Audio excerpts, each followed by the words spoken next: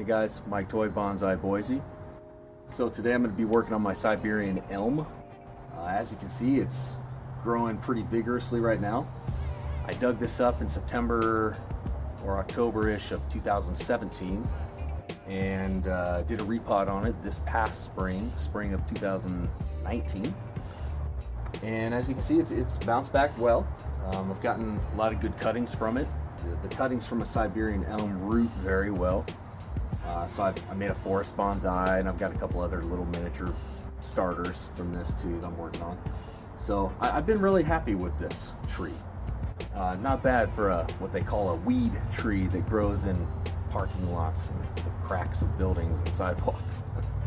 It's been good. So today I'm just going to be trimming this back down to shape a little bit and do some structural pruning on the inside here. And then there's a decision I've got to make. I've got to decide whether to continue on with the plan it's on now with the shape and design and structure and flow, or next spring do a severe trunk chop to about here and start it from there. And the reason for that is this reverse taper issue. I don't know how well you can see it. I'm gonna go ahead and zoom in here and give you a look at this reverse taper issue. Okay, so as you can see, it's got a really bad bulge and taper issue down here. Give you a spin. And when I first dug this up, which I'll post a picture on if I can find one, so I'll post it right here. When I first dug this up, it had a big knot right there, kind of like, I mean, it was big, it was like that. And I, a couple times, started whacking more and more off of there. And then this spring, I hacked a lot off, and it's got mixed results because as you can see, it did take a lot of the volume off, but then what happens is that the growth causes it to swell, and it gets this really weird, just bulging effect. So the point to this whole story is that because of this reverse taper issue right there, I'm considering two options. One option is to continue on with the shape that it is and just develop it from there and keep chopping away at this over time. Or the other option is, if you look really close in here, you'll see growth. Odd thing about these bulges on Siberian elms, and probably a lot of other trees as well, I know maples do this, is that growth pops out all over the place at these cut sites. So my other option is next spring to just do a major trunk chop right here and then just grow it anew. You know, a smaller sized elm with just this as the trunk.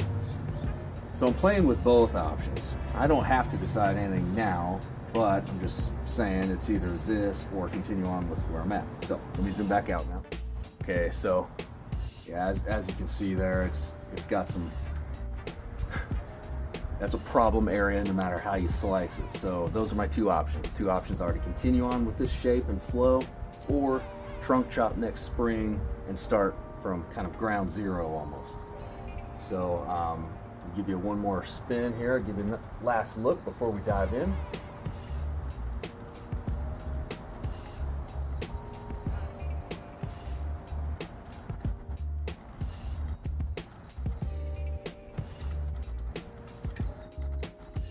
Okay, so without further ado, I'm going to go ahead and jump in now and trim this down to shape. Enjoy.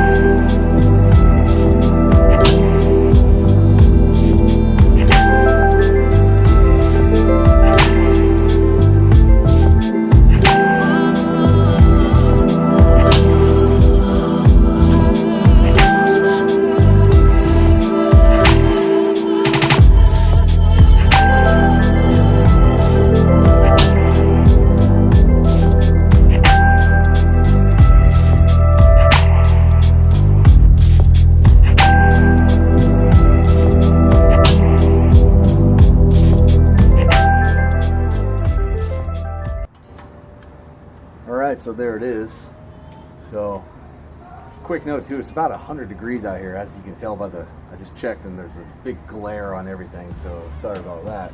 I'll see if I can find a good filter or something to take the glare off so you can see it better. But got the trim done.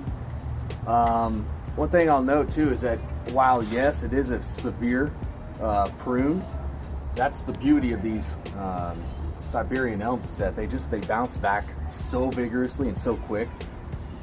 One reason why some people call them a weed tree, because you almost can't kill them when you want to. You know, when they're popping up all over the place and abandoned lots and parking lots and everything.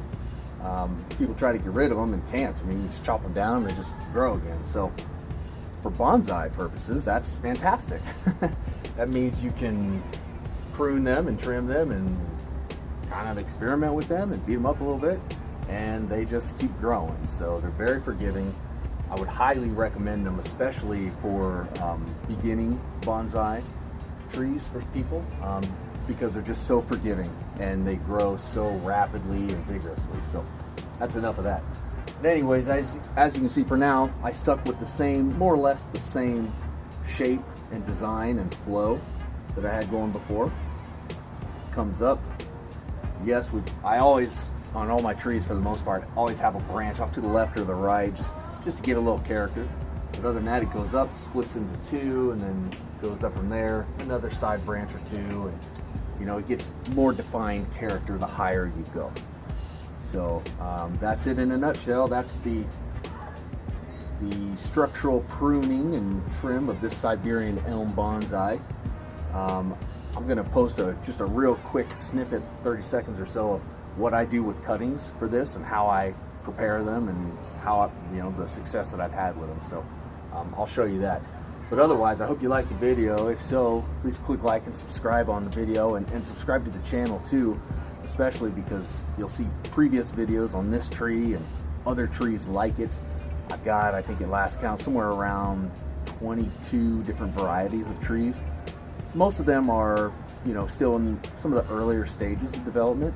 Some are not, but nonetheless, you know, it's just my journey with bonsai, and I've got a lot of varieties. I just keep saying I'm gonna slim it down, but then I keep acquiring more, so whatever.